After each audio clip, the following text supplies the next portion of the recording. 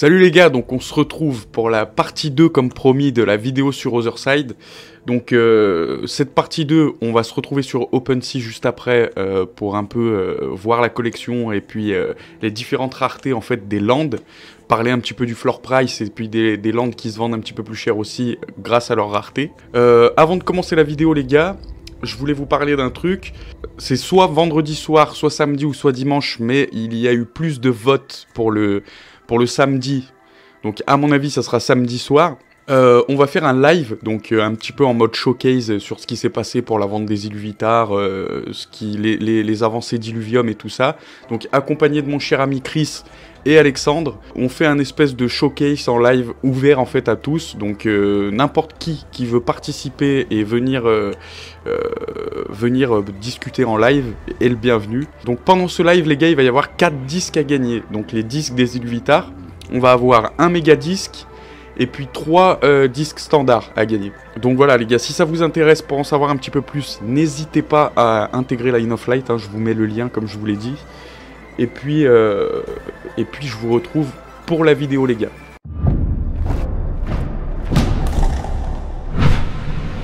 Alors avant de commencer les amis, je vous fais un petit récap en fait sur ce qui est la vidéo précédente que j'ai fait sur Otherside. Donc pour ceux qui ne le savent pas encore, je vous mets une petite fiche. Allez voir la première vidéo avant de regarder celle-là, ça sera toujours plus intéressant pour vous. Donc Otherside, hein, c'est un métaverse créé par Yuga Labs. Donc Yuga Labs, c'est une des plus grosses entreprises en fait dans le monde des NFT. Donc qui sont à la tête hein, des Bored, des CryptoPunk, des Mutants. Des Mi-Bits et puis de plusieurs collections, de plusieurs très grosses collections. Ce qui est intéressant dans ce métaverse, c'est que c'est vraiment, déjà visuellement, il est très joli, et puis il y a une technologie en fait que les autres métaverses n'ont pas, par rapport au réseau M2. Donc le réseau M2, c'est une nouvelle technologie en fait qui prend en charge beaucoup de personnes en fait, en simultané, dans un même endroit, avec le son et la distance en fait qui est super bien géré. Moi c'est pour ça vraiment que je crois à ce métaverse. Faut savoir aussi une chose, c'est que à partir du moment où vous détenez un land, vous allez être créateur en fait avec les développeurs, vous co-développez Otherside en fait avec votre land. Pour ça, vous inquiétez pas, on se retrouve de toute façon le 25 mars, je vous en dirai un petit peu plus, il y a une autre sortie en fait, une autre sortie pour les voyageurs, donc c'est ceux qui détiennent un land. Donc je ferai ça en live je pense, hein. À mon avis je serai avec Flo de QTT, Zach et puis Alexandre. Donc on vous fera ça pendant la journée du 25 mars, on vous fera ça en live. Vous aurez aussi une rediff sur YouTube évidemment les gars. Faut savoir aussi une chose très importante avec Otherside, c'est qu'ils travaillent beaucoup sur l'interopérabilité en fait des différents projets. Ça veut dire que vous allez pouvoir créer votre collection en fait en collaboration avec Otherside. Dans le métaverse, ça peut être une dinguerie. Le truc aussi qui est intéressant, c'est qu'on pourra donc sauter dans Otherside avec son smartphone, simplement. Vous n'êtes pas obligé d'avoir un gros PC avec des grosses cartes graphiques et tout ça. Vous aurez même la possibilité voilà, de vous connecter avec votre téléphone. C'est ça qui est révolutionnaire avec Otherside en fait. Bon les gars, bref, si ça vous intéresse, j'ai fait la première vidéo, comme je vous dis, je vous mets la petite fiche. N'hésitez pas à aller la voir avant de regarder cette vidéo. Et là, je vous retrouve sur l'écran, sur OpenSea, pour détailler un petit peu la collection. Donc alors les gars, on se retrouve sur OpenSea. Alors déjà, ce qu'on peut voir, c'est quand on met en tête, voilà, on a donc toutes les plus grosses collections d'OpenSea qui sont ici. On voit qu'Otherside arrive en position 6, qui est une très bonne place, et encore que d'habitude, ils sont dans le top 5, hein, généralement. Donc là, on peut voir que le floor price est à 1,8. Donc qui est un 1,8, alors en dollars, pour vous dire en dollars, ça fait voilà 3186 $. Alors certes, certains diront que c'est cher. Moi, par rapport à Yuga Labs en fait et toutes les autres collections qu'ils ont, et puis par rapport au prix du mint des lands, c'est pas cher du tout. C'est bien redescendu. Il me semble que les lands au mint, ils se mintaient à 6 Ethers. Et comme ils ont fait saturer la blockchain Ethereum, on se retrouvait à payer même presque 4, 5, 6 Ethers en plus de frais juste pour pouvoir posséder un land. Donc c'est vrai que c'était quand même assez cher et assez compliqué en fait de participer à ce mint là. Il valait mieux voilà, attendre et puis les choper sur le marché secondaire par la suite. Donc voilà, donc par exemple, quand on clique sur un land et qu'on regarde le land, on peut s'apercevoir de plusieurs choses.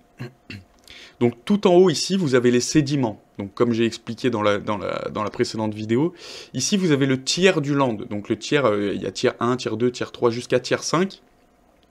Et ça en fait, ça va jouer surtout sur la taille du land. Donc ensuite vous avez l'environnement. Alors l'environnement, voilà, c'est le lieu où est votre land. Donc pareil, sur l'environnement, on a différentes raretés. On a des environnements qui sont beaucoup plus rares que d'autres. Ensuite, en dessous, ici, vous avez donc les artefacts. Là où on peut voir qu'il n'y en a pas, c'est juste ici. En dessous de l'artefact, c'est les codas. Donc les codas, c'est des petites créatures que vous pouvez avoir sur votre land qui vous donnent une valeur, ça donne une valeur incroyable au land. Hein. Un coda, c'est vraiment le truc le plus cher qui puisse y avoir sur un land. Et ensuite, ici, vous avez les différentes ressources, en fait, que vous pouvez avoir. Donc pareil, alors les ressources avec différents niveaux de rareté. Ces ressources, elles vous serviront à crafter des objets, à faire différentes choses en fait sur votre terrain. Ce qui va être très important, moi ce que je prends en compte en fait sur mes achats en fait dans la collection Otherside, ça va être surtout les sédiments. J'aime bien regarder les artefacts. Il y a des choses à faire quand même avec les artefacts. Alors après les codas, il faut vraiment avoir un budget un peu illimité hein, parce que ça commence vite à devenir très cher. Donc ce que je prends en compte, moi comme je vous dis, voilà les artefacts, l'environnement, j'aime bien prendre en compte, et le sédiment. Après les ressources, je regarde pas trop, et le coda, comme je vous ai dit, le coda c'est des prix de ouf. Hein. On va voir tout de suite sur la collection. Donc voilà, pour commencer par les artefacts, on peut voir qu'il y a donc pareil, il y a différentes raretés, si vous voulez, dans les artefacts.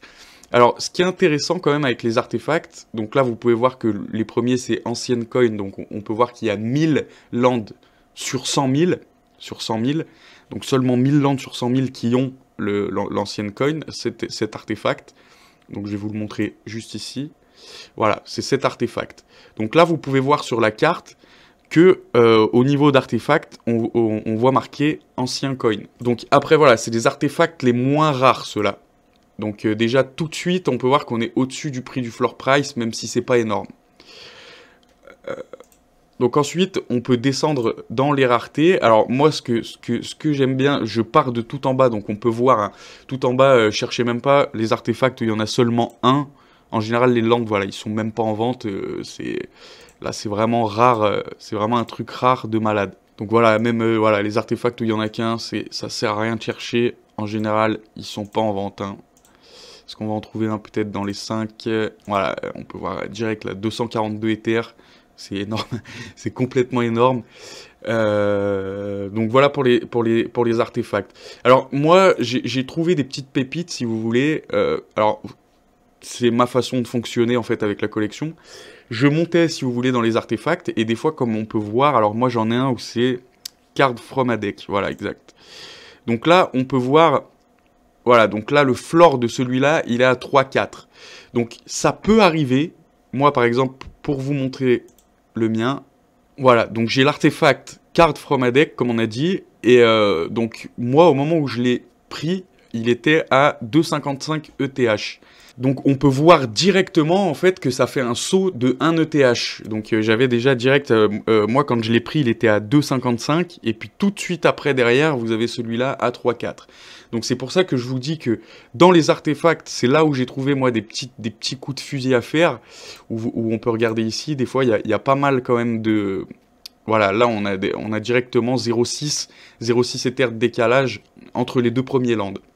Alors moi personnellement, si vous êtes intéressé pour en prendre un, attention, il faut que je le dise dans la vidéo, c'est pas des conseils en investissement, évidemment. Comme vous le savez, pour ceux qui me connaissent déjà, moi je vous parle seulement des projets sur lesquels moi-même je suis investi. Donc je vous dis pas d'investir ou je vous dis pas de machin. Vous faites votre propre avis. Si ça vous intéresse, vous rentrez dans le projet. Si vous n'êtes pas intéressé, vous ne rentrez pas. Ça, c'est pas mon problème et ça tient pas. Ce n'est plus de mon ressort. Comme je vous l'ai dit, dans les artefacts, hein, on a différentes raretés. Alors si vous avez de la chance, vous pouvez tomber sur des artefacts pas très chers. Là, comme on peut voir, par exemple, on a les deux. Donc, le premier à 3,75, le deuxième à 3,9, et ensuite, ça passe tout de suite à 4,5. Moi, personnellement, je trouve que c'est un bon prix quand même. Voilà, donc après, ici, vous pouvez regarder simplement avec... voilà, si vous voulez. Donc, rien à voir avec la rareté de l'artefact, mais vous voyez qu'on a 21 000 landes, donc c'est avec tous les artefacts, hein, ça comprend du moins rare au plus rare. Voilà, vous pouvez regarder, chercher un petit peu comme ça dans la collection. Si vous êtes intéressé par cette collection, je vous conseille quand même de passer par Blur pour le prendre. Alors je vais vous montrer. Voilà, donc on peut chercher Otherside. Ah, ils sont ici. Donc voilà, on voit que le prix sur Blur, le floor price sur Blur est quand même un petit peu plus avantageux, même si c'est pas énorme, hein. Il est à 1,76 et sur OpenSea, on va trouver le premier. Sur OpenSea, je crois que c'est 1,8 le premier. Voilà. 1,81 le premier sur OpenSea. Donc c'est toujours mieux de passer par Blur. Là, je vais vous faire la vidéo sur OpenSea parce que c'est plus joli, plus intuitif.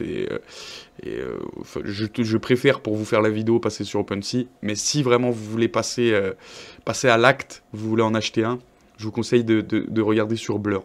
Donc voilà pour les artefacts. Ensuite, on va avoir les codas. Donc les codas, comme je vous l'ai dit, c'est vraiment très cher. Donc là, je vais pas commencer à aller chercher dans les différents codas parce que c'est pareil. Vous avez des codas qui sont plus chers que d'autres. Là, on va juste regarder ceux qui en ont et ceux qui en ont pas. Donc par exemple, ici, je mets Yes. Et là, voilà, le coda, on voit tout de suite que le floor, il est à 15 Ethers, donc c'est ce qui est énorme, hein. Donc là, vous voyez sur la carte, c'est ça, le coda. C'est des petits monstres, en fait, qui sont sur votre land. Alors, il faut quand même savoir une chose que j'ai précisé dans la première partie de la vidéo. En fait, votre NFT, il n'est pas figé.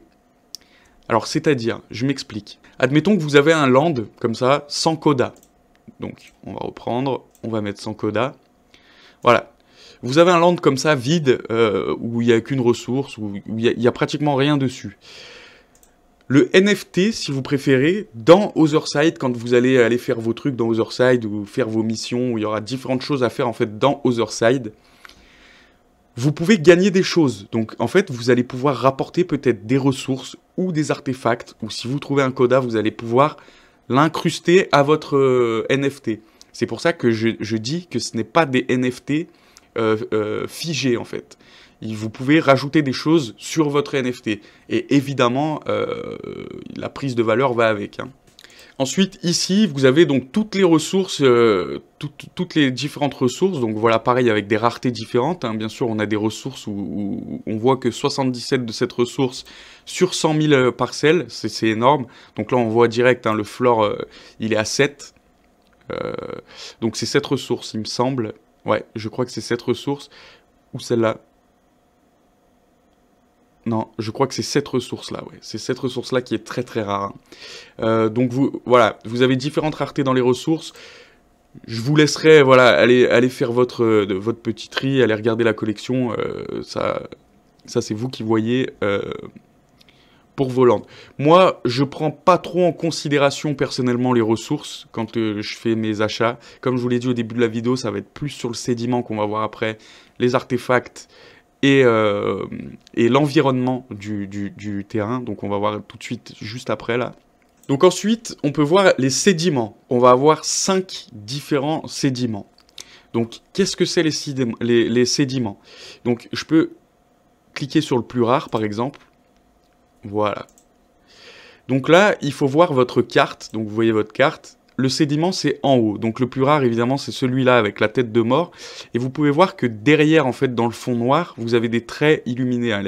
Il y a beaucoup de... le land des flashs. Et là où on reconnaît, en fait, les sédiments, c'est surtout sous le terrain, en fait. C'est la matière que va produire votre terrain. Donc plus votre sédiment est rare, donc celui-là, c'est le sédiment... biogénique. Alors, le sédiment biogénique, en fait, plus votre sédiment va être rare, plus vous allez vous rapprocher du centre de la map, en fait, de Otherside. Donc voilà, là, on peut voir la map donc, de Otherside. Je vais cliquer dessus. Donc, plus vous vous rapprochez du centre, plus vous avez un sédiment donc rare. Alors, ici, on va trouver pratiquement que du biogénique, hein. Là, si je clique sur un land, Voilà, là on voit tout de suite que le sédiment c'est biogénique, hein, ça brille de mille feux. Pareil pour ici. Donc c'est sédiment biogénique. Et plus vous allez en fait vous écarter du centre, et moins votre sédiment va être rare. Là si je prends les derniers par exemple, si on va cliquer sur les derniers landes, voilà, là on voit qu'on a un sédiment beaucoup moins rare et beaucoup moins lumineux. Donc ça c'est ce que la matière de votre lande. Donc là déjà pour le sédiment le plus rare, donc biogénique, on peut voir déjà que le floor price est à 3,6. Donc alors il faut quand même regarder la collection souvent et des fois vous pourrez trouver, alors je sais pas si c'est des mecs qui se trompent, qui le mettent au floor price alors qu'ils ont un truc super rare sur le land, et il y a des petits coups de fusil à faire comme ça. Alors certes, c'est un certain budget pour pouvoir en avoir un, mais voilà, il y a quand même quelques coups à faire sur la collection. Donc alors pareil, on peut voir le Chemical Go, il me semble que j'en ai un comme ça, moi, Chemical Go, voilà, exactement. Donc ça, c'est le deuxième sédiment le plus rare.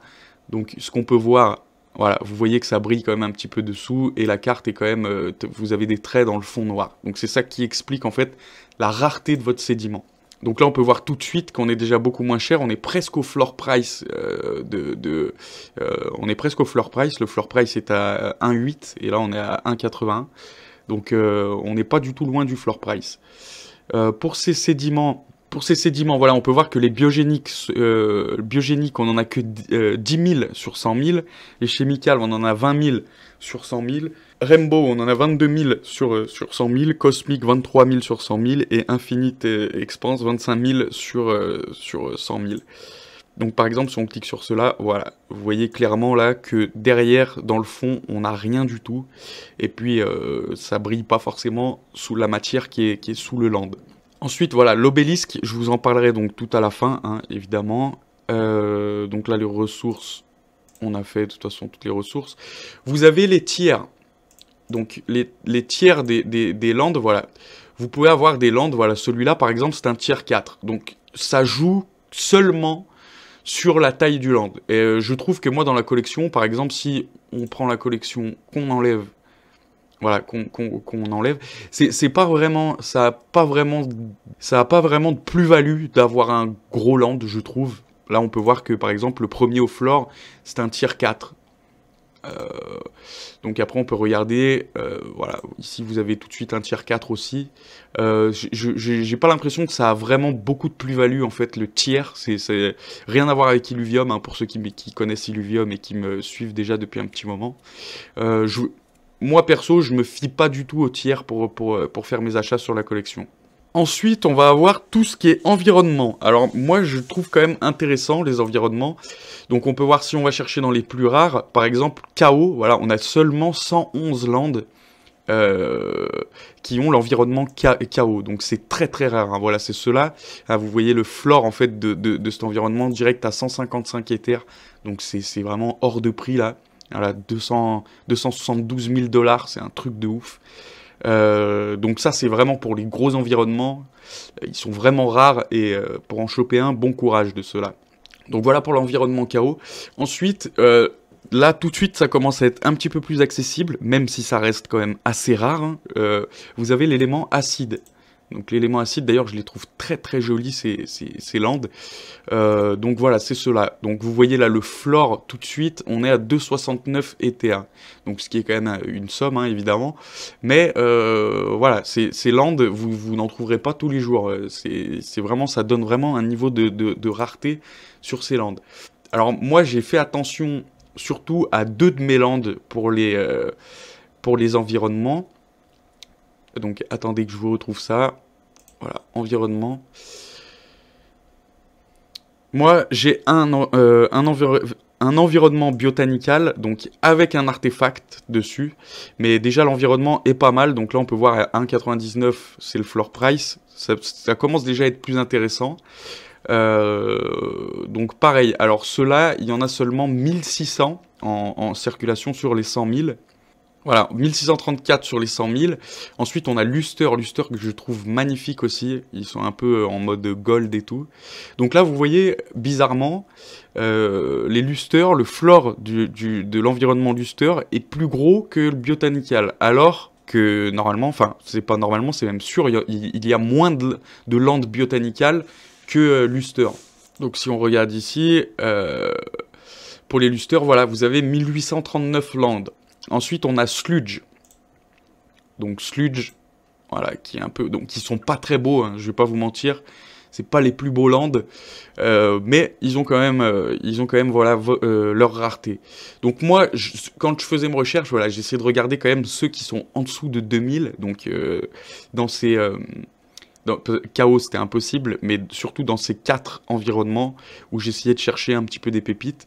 Alors il faut pas être pressé, hein, faut attendre, et puis des fois vous avez un petit coup de fusil à faire, et c'est toujours pas mal de voir un land. Là par exemple, vous voyez, là il est à 1,84, et tout de suite après on passe à 1,92, donc on a presque 0,1 de différence, ce qui fait quand même... ce qui n'est pas négligeable. Donc voilà un petit peu pour les différentes raretés et pour voilà, essayer un petit peu de faire le tri dans ces différentes raretés de tous ces terrains.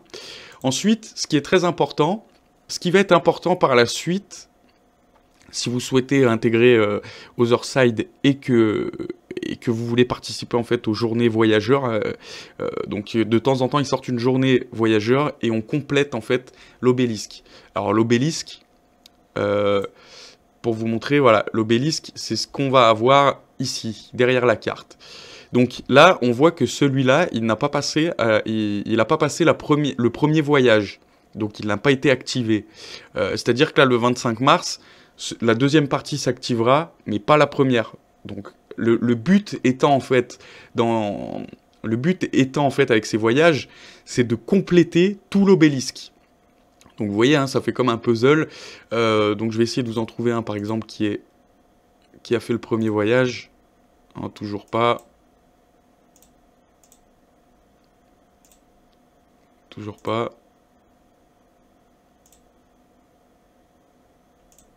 Bon, on va aller regarder chez moi.